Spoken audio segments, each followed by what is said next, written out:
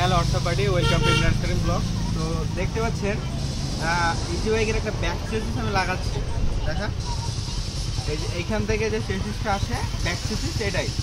তো এটার অনেকেই মানে আমার বলছেন যে ভাই ব্যাক চেসিস এই চেসিসগুলো বাদ দেওয়া যায়। তো ব্যাক চেসিস বাদ দিলে যে নিচের যে গ্রুপ, এই গ্রুপটা কী করে? তো এই গ্রুপ হচ্ছে আপনার 1 ইঞ্চির চেয়ে একটু একটা কম পাইপ আছে, মানে একটা জিআই পাইপ।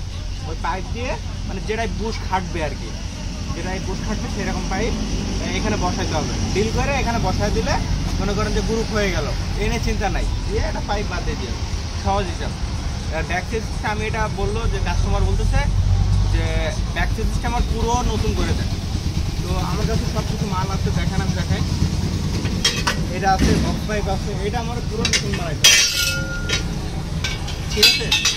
তো আপনারা যারা ইজি বাইকের কাজ করতে চান সাতক্ষীরা জেলার ভিতরে এখানে আসতে পারেন।